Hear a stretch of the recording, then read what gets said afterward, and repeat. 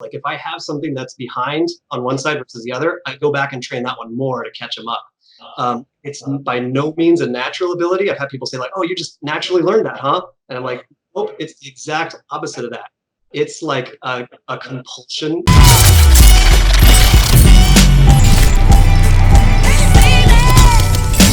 Today's episode is brought to you by our sponsor, Inner West Hemp. Be sure to visit them online for all your CBD needs. This is the same company that I use daily, from tinctures to rub-ons to CBD gummies. Some of their products are even USADA approved. Be sure to use the code JAM for 15% off at checkout. What's up, guys? Today's guest is the creator of cinematic martial arts and is world renowned for being able to execute tricks on both sides.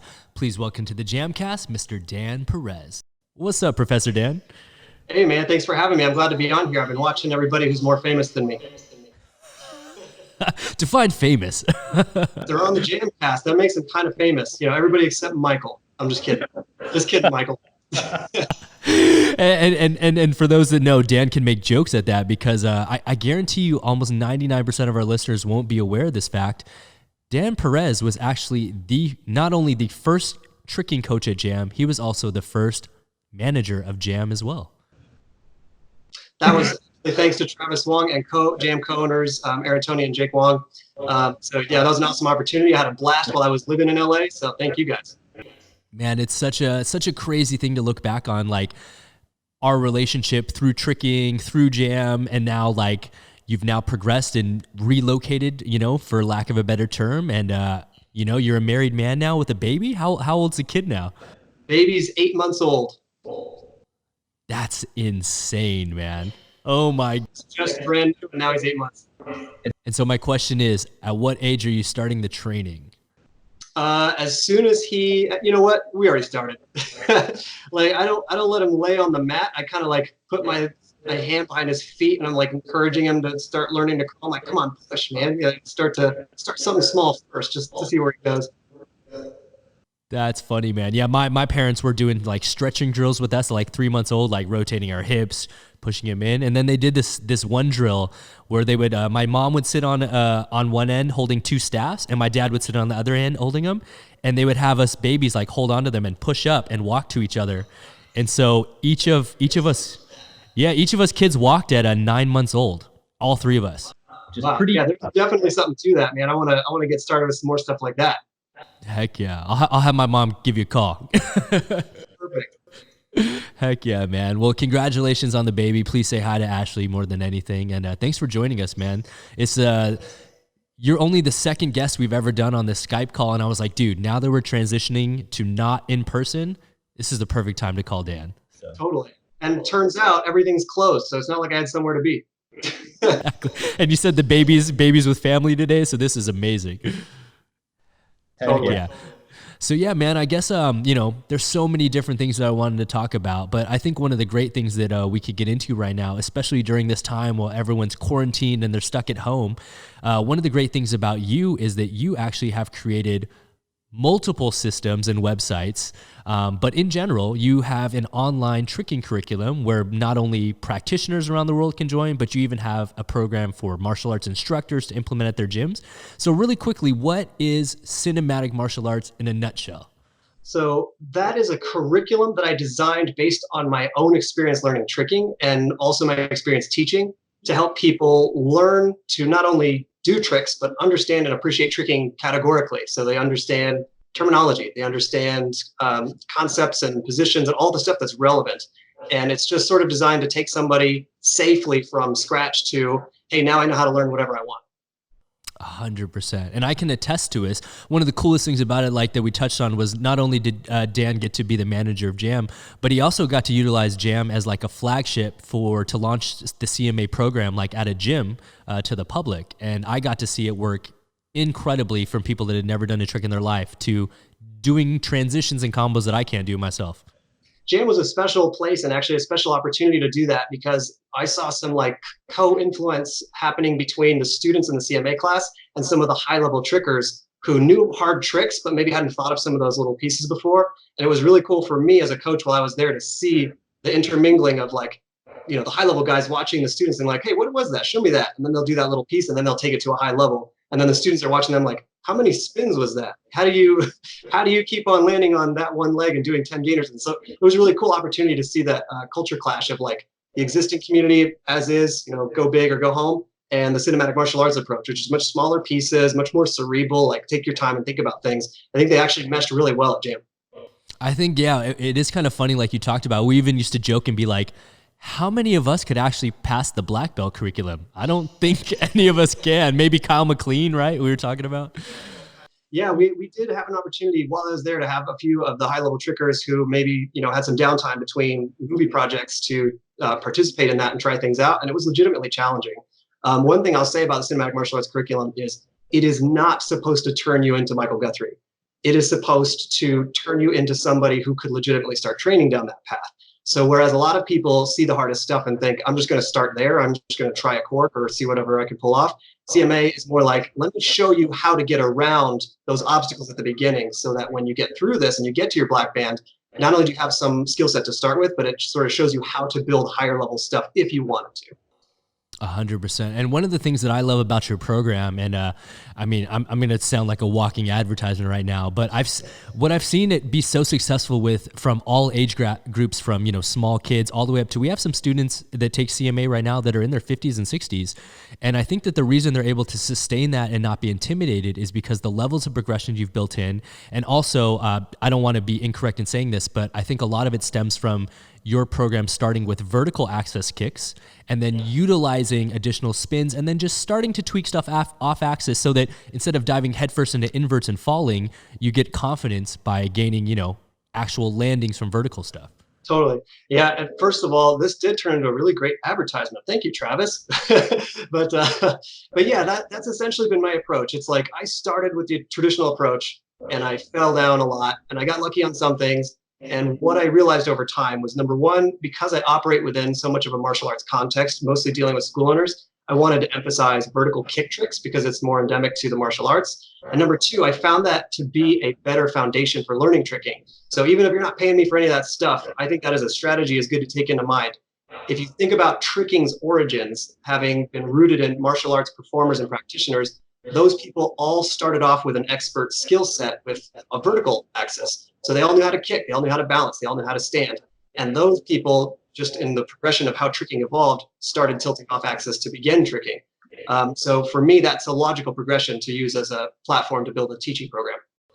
100%. And for anyone that's kind of doubting it, like head over to the site and check it out. I mean, some of the, prime examples for me, which people may not understand, who aren't trickers, this may just sound confusing to them, but like the first time that I equated doing a tsunami, a skip hook to a cheat gainer, or a swing 900 to a corkscrew, I was like, oh, this makes so much sense. These things are related. Yeah, and there are some people out there who have done the program and maybe don't fly it like a flag, but who have completed it and whose names you would know, like Aidan Kennedy. Aidan Kennedy came up through a school in Philadelphia, Martial Posture, under Ish Payne, who a lot of people I'm sure know. And Ish was another sort of test pilot for the program. Unlike JAM, where I was there in person to teach it, Ish learned it from me over the phone. It was just me talking to him every day and like, yeah, now stand like this, and that's the new position. So Ish taught it to Aidan Kennedy. And Aidan Kennedy is a really great example of the potential when you can combine the slow and gradual approach and understanding of that approach with high-level stuff, which Aidan, of course, is among the very top, most elite trickers in the world, I think. I mean, 100%. I mean, we just had him at a very controversial battle last year where he took out Shosei, but more than anything, like I think it just speaks volumes to the program because you see that not only is he able to do the triples and the variations, but he has clean kick combos, he has tons of intricate transitions, and a lot of things that you kind of skip over when you're just chasing tricking on your own, as opposed to like checking things off on a list through progression systematically.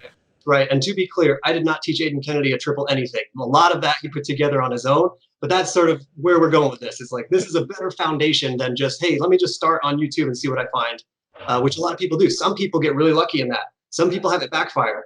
But for me, this was the way to build consistently, especially because of how I came up. And I had a lot of inconsistencies when I started. So for me, this was necessary. And it's so crazy for me to hear that you had a lot of inconsistencies, because when I see you train now and everyone jokes about it, it's like, oh, Professor Dan, he doesn't fall. He's not about that life. Like if he falls once in a session, like that's a bad thing. Yeah, for sure. Yeah, I think if you could summarize not just CMA, like curriculum, but like just my approach to tricking is very counterculture, because a lot of martial arts tricking is geared toward the extreme side of it. It's the idea that you're young, you're invincible, you're going to try stuff. And there's like a sense of pride that a lot of young people take in nobody teaching them. They like that. They want to say like, no, I pulled this off on my own. I fell 100 times and I got it on the 101st attempt.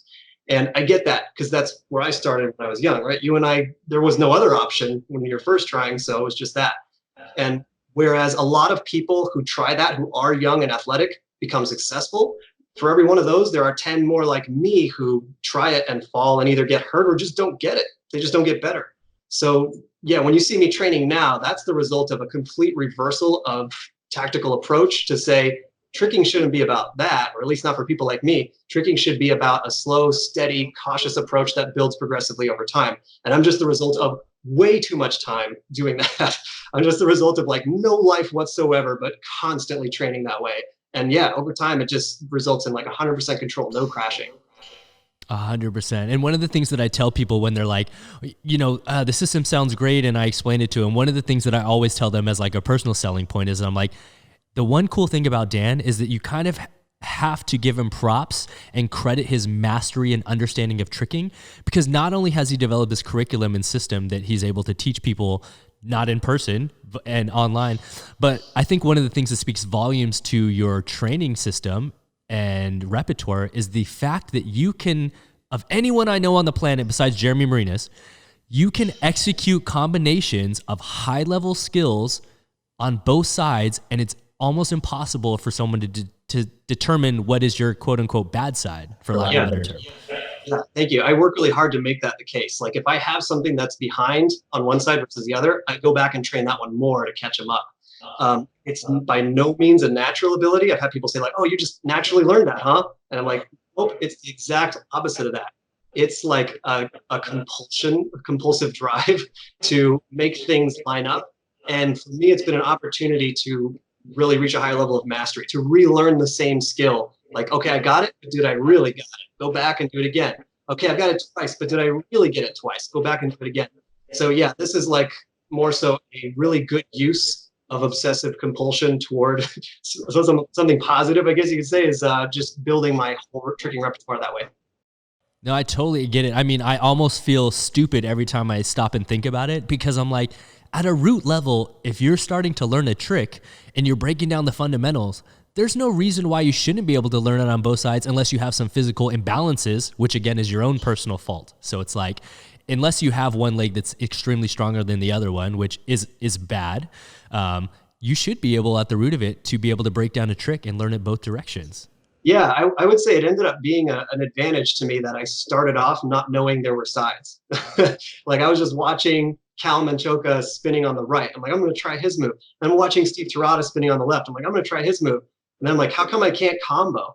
And so that ended up being like a really big advantage in disguise, because it made my pace so much slower. I had to learn everything twice. I didn't know what side it was. So it was a big opportunity to grow my understanding of the techniques rather than just, okay, I got it. Next one, 2 spins. I got it. Next one, 3 spins. It just really made it harder for me to learn, which made it easier for me to teach.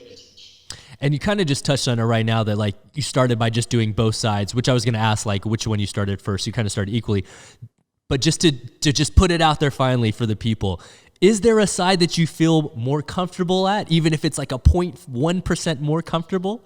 No, there isn't. Twisting is dead even for me, but I will say this, there's a good leg. So a minute ago when you're like, if you have a weaker leg, I would say I do. And I do train to kind of improve that a little bit. But because I'm right-handed, I'm generally also right-legged. Like even something as simple as, and you can try this at home, whoever's listening, like if you start to pay attention when you're in the grocery store in line, you'll probably be standing with your weight more on one leg more often, more of the time. So just in terms of how your coordination develops, you'll tend to prefer a side with your leg, just like you do with your arm. So for me, I'm right-legged, which means exactly 50% of my tricks are easier on the right. Anything that jumps off the right. So like cork and B-twist on the right. And then if I'm spinning left, but also jumping off the right, then that's the better side. So like wrap stuff, race stuff. So I don't have a better side, I have a better leg. And that makes it about 50-50.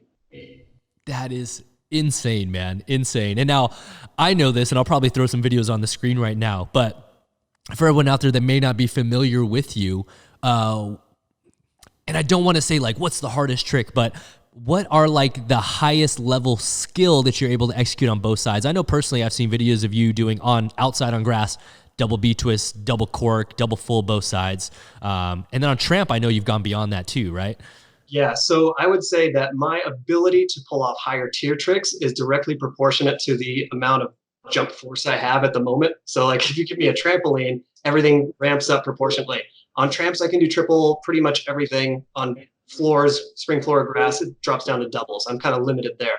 In the past, I have pulled off triple full on the floor, but I would say that was like I landed it. In fact, I don't know that I've ever crashed a triple full on the floor, but that's when I can tell the difference. I know that from the first one to the last one I did, which all was like within the span of a few months in 2000, maybe 9, 10, I didn't ever throw one that I remember falling down on, but I knew every single time that I might fall down.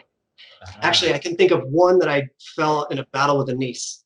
I tried to do a triple in a battle against a niece one time. First of all, why would I be battling a niece? Anyone's guess. That doesn't make sense on paper or elsewhere, but that one I fell. Otherwise, I knew every single time I threw it that it was a rolling the dice, so I stopped throwing it. And to this day, I'm like, if I train that skill, I'm going to rebuild it the way that I do normally, which is what I do on tramp with it. But yeah, as far as high tier stuff, 3 spins is the top off. I've never done a quad anything. And I would say that hardest skill also has to do with complexity. So like recently I did a shuriken box cutter both sides on the tramp, and that was something that took me a minute to build, just in terms of like making sure it had all the right components to look right and not look like something else or not go horizontal enough or any of those things. So that may not be an overall hard trick in terms of rotation, but that was hard for me to piece together correctly on both sides. That's pretty wild. I didn't see that one. And I mean, I would say what, 2018, 2019 were the years of the shuriken box cutter. So it's like, it is a pretty high level move. Almost everyone and their mom was trying to end combos with that or do the turbo hyper landing of it. You know what I'm saying? Now I'm going to kick behind. It's supposed to have 3 now, but 2 is pretty good. I'm happy with To step your game up and move to Japan, Dan. Totally. Yeah. I'm not as extreme as maybe I once was when I was younger, but yeah, that's essentially where it goes. It's like I try to find things that are popular or things that are challenging to me personally. I don't count it. It's like even in a session, if I do something normally where you'd celebrate, I'm like, doesn't count. Then I'll go back and do the other side and build it up. And it's like when it gets close, however they're still even, I'm like, that counts. So then it's like if I get all the way to the end, I'm like, now I'll hit record. Now I'll hit record and go film. And you touched on it by saying like, what was I doing battling in a niece? And to be honest with you, you shouldn't have discredited yourself, because back then there weren't that many high level trickers, for lack of a better term. So like I could see why you were in a battle with a niece. You've been a fixture in the community for a long time. How long have you officially been doing tricking, and when did that journey start? Really good question. So I guess part of the answer depends on how people define they start. And in my case, I even count my martial arts experience as the relevant part of the journey. Until I started martial arts, I was like completely invalid in terms of athletics. I started in soccer, like in a peewee league. And the coach, I remember being like, I don't want that kid to play. So he'd put me on the bench all the time. And my mom would like get in a fight with the coach. And she's like, you have to let him play. This isn't the World Cup. And so, and I would be on the bench like, no, he doesn't have to let me play. I can just stay here. So I was very not athletic coming up. I didn't learn to ride a bike until 5th grade. I had a teacher tell me in 5th grade that like I needed to do better in my studies because I would never be an athlete. So all the way up until about, I was almost 13. So 1999, I did nothing. And then I started karate and I loved it right away. It was very empowering. I did traditional stuff. So it was like mostly self-defense and fighting. My instructor used to say like, I can't flip. I'll hit you hard and you'll flip. And so that was like as far as the tricking at that time. But then right after I started karate, there was an older kid in my class or in the school who had taken gymnastics and he could do a backflip. So like after my very first karate class, my mom was like, oh, how was it? And I was like, it was all right. And then as I was walking out, I was doing the head turn. I'm like, did he just do a backflip? And then I was like, I have to do this all the time. So I fell in love with karate. I started without a cartwheel. I could not cartwheel or tornado kick. I fell on both of those. I started just kind of picking up some small stuff like that. And just through sheer willpower, I managed to pick up a few skills. And then I got reasonably dedicated to it. And I would say like it became not just karate, but tricking for me, maybe 2000. That's when I put out a sampler that made it on Bilang site, Bilang. Yeah, so by 2005, I was like pretty heavily involved. I was still doing karate stuff, still competing a little bit, but I was more, I want to trick. And so then from 2005 to 2020 was just all. That's amazing to hear that you started martial arts in 99. I was literally trying to get out of martial arts in 99. That's like when I first started competing against Steve Tirado, which is kind of funny because that's when I was really introduced to tricking live, was watching Steve compete against me and being like, what the hell was that guy doing in the air, flicking his feet 4 times, you know? Exactly. And I'm sitting here like, oh, this is great, Mom. Well, why don't we do that in Kung Fu? Yeah. Oh, it's so crazy to look back on, man. Well, that's amazing. She started in 2005, technically 2005. And so where was this taking place? What city and state were you based out of during that time? I was based out of, and I'm back in now, Arvada, Colorado, which is a suburb of the Denver metropolitan area. I just went to the park all the time. There was a gym. There's a gymnastics gym out here called 5280 Gymnastics. They have a guy who's a coach there who was in the 2008 Olympics. He was a bronze medalist, I believe. So that was like my home gym. I went there when I was still in high school and just asked them like, hey, can I come in and train here? And they're like, no. And then and then I knew a girl in my high school who was a gymnast there, and she asked and was like, can he come in and train? And they're like, okay, I guess he can come in. And that was the beginning of something that turned into like later a pretty good relationship with the folks who run that facility. And so to this day, when I'm in Arvada and I'm in this area, I train out of that gym. It's like my home gym. Totally. Yeah. And it's a great segue that you brought up where you're from, because for as long as I can remember back then, I always associated you also, besides being ambidextrous, was also just like being a part of the Colorado tricking scene back in the day, and, airform mat and everything like that.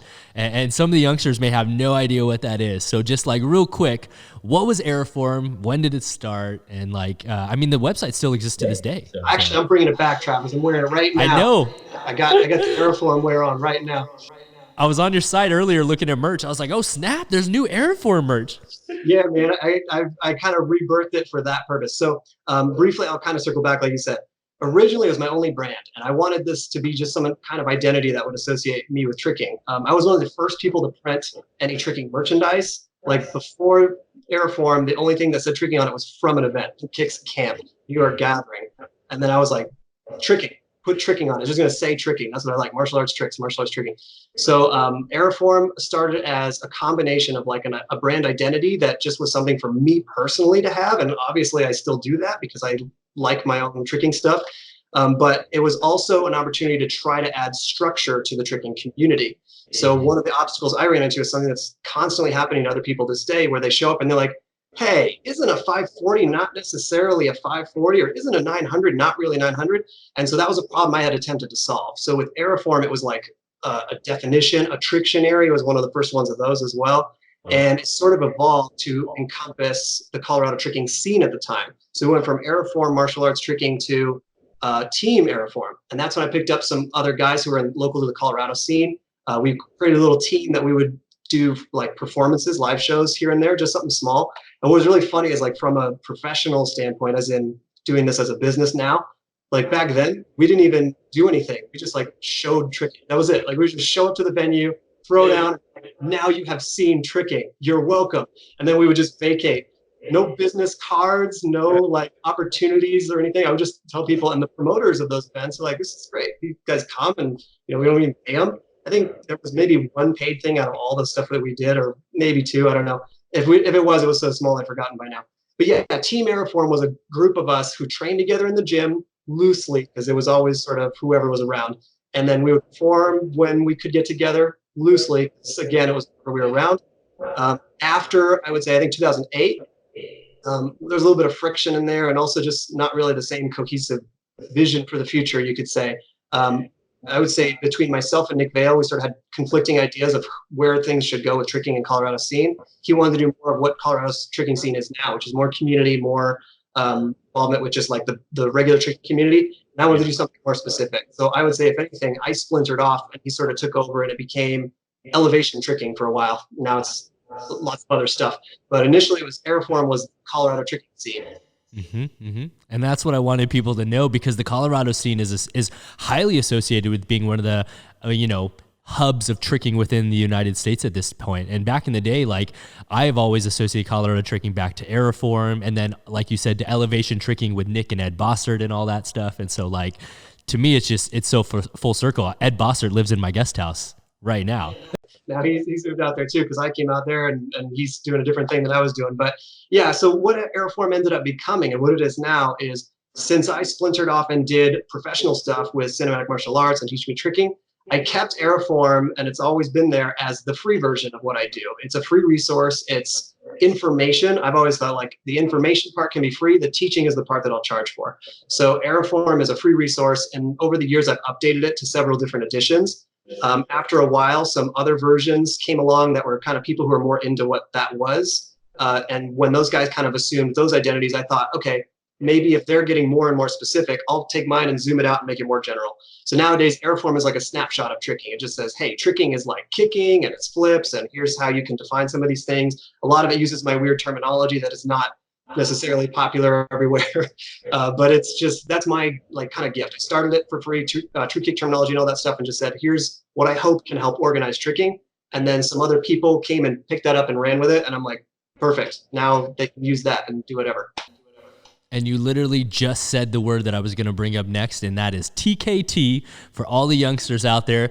I mean, this is still brought up in the tricking forums to this date, so this is still relevant right now. And this is the man that created true kick terminology, right? And I'll let you explain what it is, but I'll say, I guess from an outsider perspective, what you did was you basically tried to correct all of the inconsistencies and all of the, I guess, over exaggerations of what the moves normally were known as, where people are like, that's not really a 1080. And you were like, no, it's not. This is what it is. So what was TKT and how did you formulate that? Really, really good question. So I think part of the answer to this is the relevance of how tricking terminology came to be in the first place. And that is largely just nicknames, very niche, very subculture, like, hey, do you do a 540? What's a 540? And then you show them. So I think part of the problem came from the fact that we needed nicknames and they were too simple, overly simplistic. 720, 900 doesn't indicate all the different things that are available to do.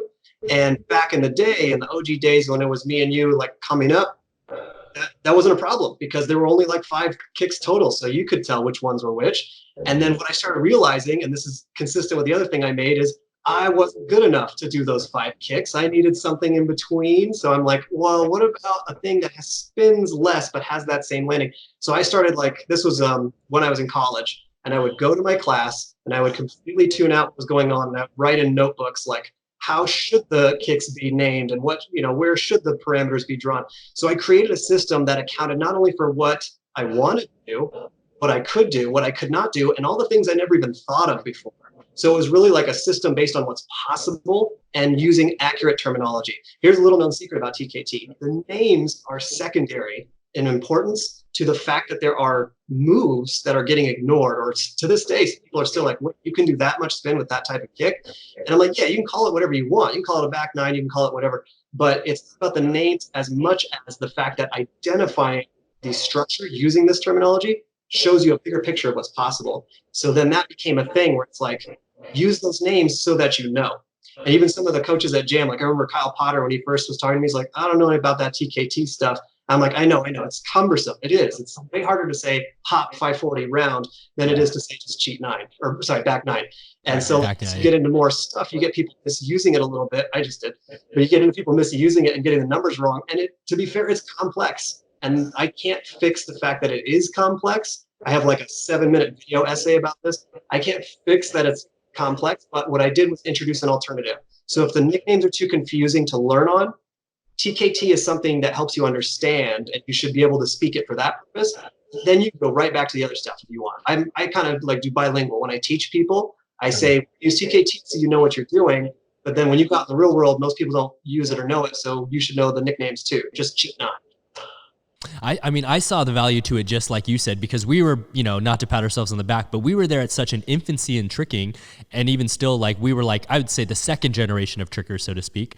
But even still, like back then, like I remember guys would be like, can you do a 720 kick? And I'm like, well, there's cheat 720 kick and pop 720 kick, or are you talking about 720 twist? And so like there is a need to be able to be like, no, it's cheat 540 hook. Oh, okay. So cheat 720 kick. Okay, I can do that one, you know? And so like it switches in the brain, but it makes sense. Yeah, and it comes back to what you're describing there, because it is less cumbersome to just say the shorter version, but you can get a lot out of knowing the longer version, so that when it does come down to like, wait, do you mean cheat 9 or over cheated cheat 9 by 90 degrees or 180 degrees? And you can just say like cheat 540 round, cheat 450 round if you really wanted to be specific. It's a template that lets you describe everything accurately. And as long as both people understand the system, you can call it a dinosaur if you want. Just use dinosaur names. I think the coolest thing about it is that, like you said, it fills in the gaps between moves, because there's so many times where people just see the finality of a move or like what they think is the next in sequence. But in reality, there's so much more. I remember, you may not remember this, but it made me laugh. We were both at Adrenaline one year. This was years back. You and I were both there, and kids were saying like, yo, tell me stuff to try. And you were like, let's just go super basic. And you told a kid to do like pop 3, but to like do a half gyro. And he was like, what?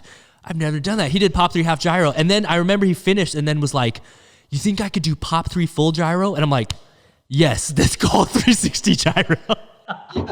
Yeah, it's like reverse engineering, right? And then the reason behind it is just that I was really bad when I started and I couldn't do it otherwise. So I'm like, I need something with less spin. Like that guy's really good and he can already do it, but I can't do that. So maybe if I just did this, I'm like, wait, is this a separate thing? Maybe it should be a separate thing for everybody like me who needs a half step to get to that step. That is so crazy, man. So crazy. So a question that I got to ask you, just like kind of doubling back and kind of encompassing all of it together and what we're talking about. It's a complex system. When you really look at tricking from your standpoint, there are a lot of moves and things. And like I said, there's a lot of moves that I skipped because I didn't have this formulaic system growing up. How many official black belts are there, do you know, in your CMA system? Like, do you have a quantitative number, or do you know how many there are at this point? I don't know anymore. Part of the reason is that one of the versions of the program that I created, at least for the kick stuff, was produced by the martial arts brand Hyper. And so when that version came out, a lot of schools were using that version without any direct interaction from me. So when we produced it, it was like, make it as good as you can, make sure it's as complete as it can be, and then hand it off. And occasionally I'll hear from schools or get footage from schools, and some of those kids are dope, man. I'm like, whoa, this guy really knows his kicks. And it's somebody I've never met, I've never interacted with directly, but they know me and they know me well because they've been watching those videos or reading the lesson plans and stuff. So yeah, I couldn't tell you how many people have completed it. I can only tell you that for the people who have completed it, so running back to like the Kyle Potter thing, once they took the time to go learn that stuff, they always say the same thing, like, I didn't realize that there was so much stuff I didn't know. So now that I know this, I see why TKT is valuable, because I really learned a lot of stuff that I had no idea existed.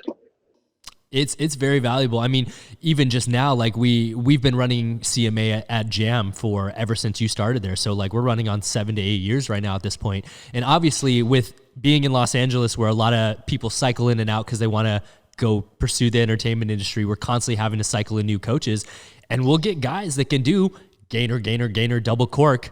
But then we're like, all right, check it out. This is white belt curriculum. And they're like, oh crap. And like some of the stuff we're doing in yellow belt curriculum, they're like, what is this, man? Like, it's difficult just because we skip a lot of steps, you know? Totally. And depending on who you are and your relevant experience and like your courage and all those different variables, some people can get away with skipping no problem. I'll even go a step further and say that the very best people in the world, for the most part, skipped. But there aren't as many people who can get away with that by comparison, right? So if you take a class of 30 kids, maybe 1 or 2 don't need CMA at all. But the other 28 probably will have a mixture of those who really struggle and maybe some who can't do it at all unless they have the smaller steps. So does it have to be my steps? Not necessarily, but should people be learning in realistic paces, especially something that's hard and complex as tricking? Absolutely. Now, one of the things that like I truly love doing is like always looking at different tricks and things with you and talking about it. Whenever something comes up, I'm the first one to email you or text you and be like, Dan, what is this move? What is this? But here's a question that I wanted to get your take on, because I have an answer and I could say it and blow it, but I want to know, what's a move that you think is one of the most difficult moves that's overlooked? And I want to open this discussion, and I'm just going to say the one that you and I talk about quite frequently because I just want the world to try it. Hyper Jackknife. Hyper Jackknife is hands down probably one of the most overlooked tricks in the planet. And you and I have discussed this for years on end at this point. Absolutely. And you know what? It's deceptively challenging because it's a low rotation. Like in the air, it's only 540 spin at its lowest. And like that's a back nine in terms of just the spin. Mechanically speaking, it is exceptionally hard. So not only do you not see it, but ask some really good guys to do it or try it, and you won't be surprised that it's hard, even for the really good guys. The move that popped into my brain right as you said that was Shosei's training partner Zen did a hyper jackknife into a double seven, essentially, where he did the hyper round, then the shuriken behind it, then the half gyro hook again. Like my man did some crazy stuff with his. To be fair, you could play some games with the angles he's using, but even still, like that was just a crazy variation to pull off. I think technical stuff like that, especially at lower levels, is a lot harder than we give it credit for. And generally speaking, you can base it on the popularity of the move. Like if you see it a lot, moves you don't see a lot are usually either really hard or just really not cool. That's a cool move. Hyper jackknife is a really cool move, and you don't see it a lot, which tells you it's hard. So yeah, I'm always looking for stuff like that. I love, if I get a thing from you, I know it's crazy because you're not easily stumped. Because you're not going to send me something I'm like, oh, Travis, that's a snappy swipe. You'll send me something where it's like half flat spin, second thing's a flip, and I'm like, oh yeah, okay, here's what that is. So yeah, I like to see that people are being creative, and even from my own standpoint, I would say I haven't seen some truly mind-blowingly new tricks until this latest generation of like Japanese trickers who are really throwing their boundaries to the wind. Shosei has done some crazy stuff that I had to back up several times. I'm like, okay, let's watch this again. I was just going to ask you about my man Shosei and his blending and blurring of the lines of double flips and rotational access and just doing these illusion type things where we're all questioning, like, how did he do that with no momentum and on the floor? Like, what is happening? So it's good to hear that even you were a little stumped on some of his things because it's mind-blowing. Yeah, man, the systems I created several years back accounted for a lot of stuff that wasn't being done that I knew should be possible. But I basically set the limit of those systems at one full flip. So anything that's two flips and beyond, lost on me until I see it. And it's not that I wouldn't be able to comprehend it. It's that was so rare in the time in which I was really investigating tricking with that same curiosity that a lot of people are now, that I didn't foresee it becoming such a pervasive thing now. And it's like, there was that guy, I don't know who he is, but he did like a J-step cork in back out. And I'm like, geez, people are doing that from J-step? That's crazy. So yeah, it's cool to see some of that new stuff that I never took the time to think about before. Hell yeah. Shout out to Stepan Bergetov. I know that he's the one that did that. Shout out to you, homie. Yeah, I saw that. I was like, oh. Dude, and he's done it multiple times out of J-Step. He did it at Hook Gathering on command in front of the whole crowd and just did it. I was like, oh, okay. He's got it in the bag. That reminds me of like when Velu was first pushing that boundary, where he just ran across the floor and just did a double backflip. It was, to be very technical, it was like a side flip 90 into a backflip, but still, no setup, no handspring. I showed that to the Olympic gymnast guys. Have you ever seen this before? He's like, I've never seen somebody do a double flip like just running, no tumbling. Yeah. Just got to be Viking strong. And Velu in his own right is so amazing. I remember back when Velu, for lack of a better term, was not good. He progressed so incredibly well over the years to now that he owns his own gym and is teaching tricking. So shout out to Velu, man. That's awesome. He's one of the trickers whom I look up to because he's like really, not only really successful, really humble, really talented. Like he gets it. 10 points for Velu. Yes. And yo, this is my challenge to the world. I want to see hyper jackknives more often. And here's how you know it's a rare move. And I don't mean to call him out, but I even asked Michael Guthrie at one point if he could do it. And he's like, nah, it's not easy. He's like, it's not easy. He's like, I could train it, but it's not easy, man. And I would say at the time, people that I know that could execute it really well, Donovan Sheehan was probably the best at it. And because of that, Nikita Ivanov.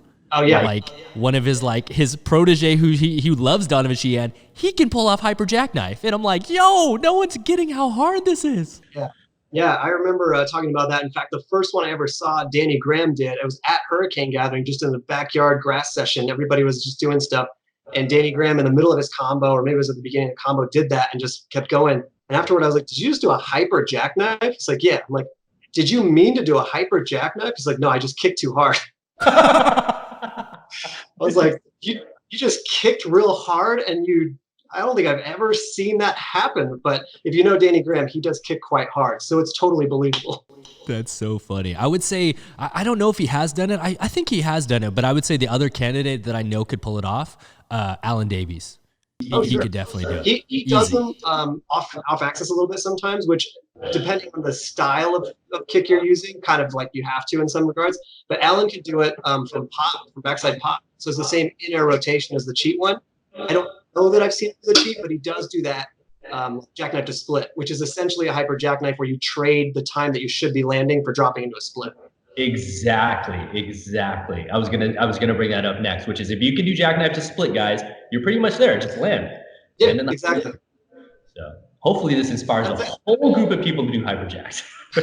Yeah, man, that would be really cool to see pick up, because I love the aspects of what people have done with kicking in tricking. So like in our day, we had that saying, you're not kicking, you're not tricking. But that's because the rest of the stuff was pure tumbling in some cases. It was just round off backflip or whatever. And what has happened, what has emerged from this over time is that is no longer true. You know, tricking has gained its own rotations and axes that don't necessarily involve, especially the vertical axis, where you can watch something that's completely abstract that is unique to tricking and be like, he's not kicking, that's tricking for sure. The guy who comes to mind is Ethan Turner. Like, he does some really cool stuff. He rarely spends time on the vertical axis, but he does a lot of really cool variations, a lot of which have kicks in them, to be fair, but sometimes not. And he just does really crazy transitions and high-level twisting and stuff like that you see, and you go, oh, that's nothing else besides tricking. So it's kind of cool to see that. That's super cool. And now one of the things that I saw that you recently had put out a very lengthy explanation on, in which I give you a lot of credit for doing so, which was you actually just recently broke down the flaw within the competitive sport martial arts circuit and their definition of creative forms and extreme forms and what access is allowed and stuff like that. I won't fully get into it right here to cause a debate and stuff, but I think it's a really cool thing that you did, and I think that it is time for the sport to recognize a change as far as what is allowed and what isn't allowed, because guys, go watch the video. I'll try to put a little bit on the screen right now, but check it out, because you brought up a lot of good points and a lot of flaws within the system that's existed for 20 years, you know? Yeah, you know, I exist in sort of a weird space between the main tricking community, which I used to be very heavily involved in and have since moved gears, and the sport martial arts community, which I'm not directly a part of because I don't compete anymore or even attend tournaments as a judge. But because I have a lot of students who do either or both of those things, it has sort of drawn my attention to that. And so just looking at some of the problems that my students encountered, they would come to me and be like, they have this rule, but my competitor was doing this and he didn't get disqualified. And so I would explain, well, the reason is there's this gray area and technically he's right. But if you do it, make sure you have this explanation ready, because if they call you out, you need to be able to say, this is why it fits. One thing that is true is unless the judges trick themselves, there's no such thing as like a certified tricking judge yet. Judges know tricking because they do it. Sometimes judges sitting there really don't know it. And so they're going based on just mainly the martial arts stuff and the assumption that whatever they're seeing either should be there or the other guys will tell them it shouldn't. So when I looked into the rules, I saw the NASCA rules, which is the ones I based the video on. There were earlier attempts, like as far as I could see, the ATA just basically washed their hands of it. They're like, if it's not exactly Taekwondo, then it's extreme. Then there's NBL and skill, which as far as I know are not really as popular these days, but they tried to define like per trick. So like this many points possible on a back handspring, this many points possible on a 540. And like based on the execution, you get subtracted, but they only got so far. And then the sheet just says like, this is incomplete, send us your ideas. So it's a very hard thing to do. And that also has a lot to do with all the stuff I created, because I can tell you from experience, the only way to come up with a complete system is to be so obsessive about it that you can't not have it complete. And where you're just tuning out college class, which I'm not saying do that, don't do that, but where you're tuning out what's going on around you because you have to like find the ways that these things fit. So that's what I did. I ended up looking at the NASCA rules and I'm like, well, these are obviously too general. They're leaving a lot of loopholes. Let me point out a few of them. And what many people may not have seen is some of the people who were responsible for writing those rules came forward and said, to be fair, we wrote these a long time ago and you're right, they need updating. Yeah, man. No, totally. And I think one of the things I also wanted to just kind of segue into is, as a result of your knowledge and your grasp on tricking and obviously creating these systems, you've had the opportunity to judge a lot of tricking battles. So just like really, really quickly here, I don't want to get into a debate, but just personally, I wanted to get what your personal standpoint is on what do you think categorically is going to be the best way for us to judge tricking? Are you a fan of the 1 minute rounds, look at the end? Or are you a fan of the judge per round basis? What do you think is the next wave or what we should be looking for? That's a hard question. So I always thought that b-boying or breaking was sort of the sister discipline to tricking, because unlike parkour, there are no obstacles. They're mostly upper body with some lower body in terms of how the power moves work, and we're the other way around.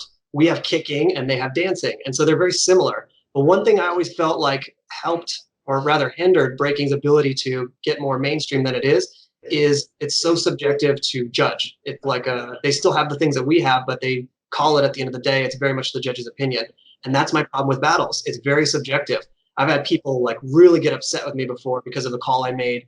And I always have my reasons for making them, but sometimes people are willing to hear them out and sometimes they're not. And I think that's fair. That's supposed to be the purpose of having multiple judges on the panel, right? The way this guy thinks may be completely opposite from this judge. So my problem with the battle scoring systems, even if you try to put some broad categories into it, it's still very subjective. I've always been a fan of the idea of something more specific, like point values, like kind of what I was just talking about NBL and skill having tried to do. But in order to do this, you would need a really obsessive mind, a lot of free time, and a pretty much flawlessly organized system that not only gives consistent point values, but maintains the integrity of the purpose behind the competition. You don't want to incentivize like just doing one type of thing because that has the most points associated with it. In other words, triple corks are really hard, but if all you do is go by difficulty and everybody who triple corks wins, it's going to get really boring. So the system would also need to take into account the idea that we want to encourage things that are important to tricking: creativity, originality, style, execution, difficulty, of course, versatility, doing different things. I would like to design such a system, and I have versions that I have created, but there's a big flaw, Travis. I'm a full-time babysitter now. I got that baby all the time. There's nothing new coming out of that time. When I do have time to do something new, I either put it into my business for teaching and promoting and stuff, or if I'm totally fried and I can't work, then I'll just play guitar. Hashtag dad life. Dad life for sure, man. That's really what it is. Heck yeah, man. Well, no, I mean, you've contributed a lot. And one of the moments in my life that I'll never forget is there was a battle that you and I judged back in the day. And I was right next to you, and I remember going boom and looking, and you did the same thing. And we both actually picked a niece to lose a battle against Nick Vale. Yeah, we did. And we got a lot of crap for that. We got roasted, dude. That same event, Danny Graham and Jacob Pinto, right? That was a very controversial one because Danny stumbled a little. And traditionally, the first time you stumble is the last time I vote for you in a battle, right? That's it. But I was weighing that against what I considered a versatility low score from Jacob, which was like 6 hook kicks and 4 touchdown raises in the same round. So I was thinking to myself, like, well, Danny stumbled, but Jacob did the same exact thing a lot. So I voted that way, and people were mad about that. And I get it, because if you went the other way around to say stumble is worse than repeating the same techniques, I get it. But that's why subjectivity makes a big difference. It's a tough one. That was a tough weekend, man. I remember being like, after that, I don't want to judge anymore. I'd rather just be the dude on the mic, dog. Like, I'm over this. So. Oh, totally, man. I mean, I don't know if you noticed at the last Jam gathering, I stayed away from judging completely, dog. They were like, you want to judge? I'm like, nope, I don't even want to. I didn't even want to MC. I was like, I'm not even going to be a part of any of this stuff. I'm just going to sit down and look completely removed, you know? The background, you get the credit, you get the love. Everybody's, let's shout out to Travis Wong for making all this possible. You're like, you're welcome. And nobody even hates my guts. I'm just there to be like, and here's your prize. Yeah, totally. That's awesome, man. And so, one of the other things I wanted to touch on right now, and like, I don't mean to get into a sensitive subject, but I feel like this is something that trickers overlook a lot in this day and age. And one of the other things that personally I've always associated you with, besides being ambidextrous, is your ability to maintain training at a high level while also having diabetes. And I don't know if this is incorrect, like tell me if this is wrong, but I feel like part of the reason why you even went to get tested was like at a gathering or something. Someone said you look tired or something, right? Like, so I'll recap that story. First of all, I'm a type 1 diabetic, which is the one that you can't fix, essentially, right? And you basically genetically speaking, a switch happens and suddenly you no longer produce insulin forever. That's the long and short of it for people who aren't familiar. So what had happened was my mom was, or I guess a couple of people were telling me, you look skinny. And I'm like, I am skinny. That's why I look that way. I've always been skinny. And then I went to Trichadelphia in 2010 and people were telling me, especially Danny Graham, took one look at me. He's like, you look skinny. I'm like, I know, I am skinny. And then when I went home, I went to dinner with my mom and she was like, you look really skinny. And like my cheeks were drawn. I was looking like a skull. And I was like, why does everybody keep saying that? I must be really stressed out. And I was like looking at the board. I was in college at the time. I was looking at the board and I couldn't read it. Everything was blurry. So I went to the doctor and I told him the symptoms. I was like, I've been drinking a ton of water. Everybody says I'm looking skinny. I feel like I am losing weight. I lost like 17 pounds, which I don't have the room for on a skinny frame. And she's like, well, it sounds like diabetes. We'll check your blood sugar. It should be between like 80 and 120. And if it's higher than 120, like 180, then maybe pre-diabetic. If it's 200 or higher, you definitely have diabetes. So they ran the blood and it just said 500 plus. It just maxed out the beta. She's like, oh yeah, you definitely have diabetes. And what I learned was a lot of the dietary and lifestyle habits I had contributed to this problem, as far as I know. I spent a lot of time researching, and from what I have seen, it's not just a light switch that happens randomly. It also doesn't just happen from having bad habits. Like just eating like junk and whatever isn't enough to make you diabetic. It's a combination of factors. But when I started looking into it, and the more I looked into it, the more I learned that health and nutrition played a big role in how your body functions and were way more important than people give it credit for. So something I know is still common in tricking because I see it posted here and there. And the mentality I had was, hey, we trick all the time. We can eat whatever we want. Let's go get some junk food, some fast food, and we'll trick and we'll be fine. I never gain a pound. And that's what I thought my whole life too. I never gained weight. But gain weight is not the same as like be unhealthy. You can get sick without getting fat. Those are different things. And in my case, I never got fat, but I got real sick. And so that was a big turning point for me because I started really doing my own research and learning a lot more about health and nutrition and what I was putting in my body. And truth be told, and just from changing my diet, I feel better as a diabetic than I ever felt before. I always felt lousy, low on energy. I was like a total energy drink addict for a while. I had to have like a Monster or a Rockstar every day. Part of the reason, by the way, that I wasn't healthy before. but just over time, I learned that I could be more in control of those things, and it made me feel a lot better. Totally, man. And that's kind of why I wanted to just put it out there, is because I feel like, especially within the tricking culture, we talked about the whole rip it and stick it mentality. It also comes along with just lifestyle choices where guys just think that you can put whatever you want in because we train for hours a day and that it's going to burn off. When I first met Anis, he only wanted to drink Coca-Cola and eat fast food. And I was like, how is this possible, dog? Like, you know, but to hear someone like yourself, like within our own age demographic, that has actually experienced something firsthand like that, I think that it's just really important for the community to hear that, like, yo guys, this can happen to anybody and you just got to make wise decisions that can affect the rest of your life. Don't eat junk, right? It's like, if you can just start eating better and you might get all the benefits without the drawback. I have a permanent drawback now, as far as I know. So I can't go back. As many times as I say, I've learned my lesson now, I can't go back. And what I fully appreciate is if I went in a time machine and talked to myself and told me from the past, don't do it, I'd be like, that's not going to happen to me. Because that's what everybody thinks, right? I'll be fine. And it turns out you could just skip all the nonsense and just feel better and eat healthier and be better just by taking that on because you can. Hell yeah, man. Well, I think that's great life advice, and it segues into like the things I want to cover before we get out of here. And one of the questions I ask everyone is, what advice would you give to a kid that, let's say, is back home in Colorado right now, a little youngster that wants to get into tricking? Obviously, we could tell them to go buy your programs, and this is a great promo again. But you know, just real quick, like what advice would you give to someone who's back home right now and is thinking about getting into tricking, but it's maybe doesn't know where to start? What advice would you give them? Yeah, totally. So I think it has a lot to do with your strategy, because you don't have to be paying me to learn tricking. You can learn online, you can learn for free. But when you do this, you have to be really good at critical thinking. You have to be able to read things that people are saying and know ahead of time before you try it, whether that's safe or not. We've all seen those like tutorial that are basically equivalent to what ends up on Tosh.0 or something, where somebody's like, all you got to do is just kick your knees up and you're going to go right over and land on your feet. And then that's where the clip comes from, right? So if you're getting started in tricking, do your homework, watch things, but take them with a grain of salt. Watch a few different channels, not just the popular channels, but also don't just take like something because it's not popular and assume that one's better. Maybe it's not. Sometimes things are less popular because they don't have good marketing. Sometimes things are really popular because they are really high quality stuff. So first of all, learn to think critically by listening to what they're saying. And as best you can, I know circumstances are not ideal to go to a gym and try in a safe environment, but as best you can, try to be safe about the things you try. Don't set yourself in the air without a good plan for how you're going to come down, because while most of the time, 9 out of 10 crashes, you're fine and you get back up, it really only takes one to hurt yourself. And so you'll always get a lot more training in being safe.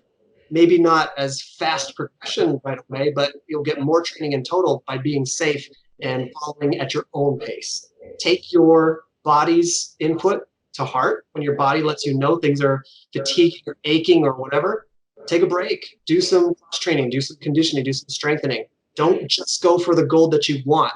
Everybody wants to be able to learn a core right away, but what else is relevant, right? Stretching, conditioning, strengthening. Learn some martial arts fundamentals if you've never taken martial arts before. All that stuff goes into the journey. So start small and go at your own pace.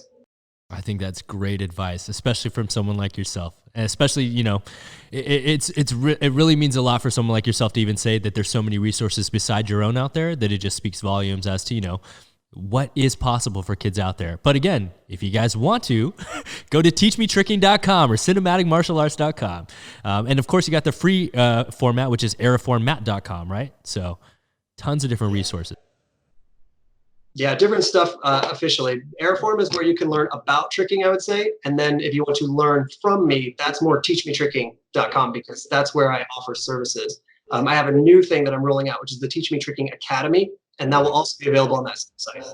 Heck yeah, guys. Along the lines of like, everybody's stuck at home. I need more follow along stuff. It's going to be at a lower price point because I know things are tight economically for a lot of people. So I'm going to put out a couple of free tutorials. If you're brand new to tricking, those are perfect for you. Find my channels and I'm going to post them there. And then additionally, I'm going to start this new thing and it'll be at teachmetricking.com. Hell yeah, man. That is awesome. And so, before we get out of here, man, one of the questions that I always ask anyone that's on here, but more importantly, it means a lot to me, especially to friends like you, because it gives me a marker to not only see where they go in life, but also to just remind ourselves like, hey, we should sit down and do this again and just catch up with each other. So the $1 million questions, where do you see yourself in 5 years from now? And what about 10 years?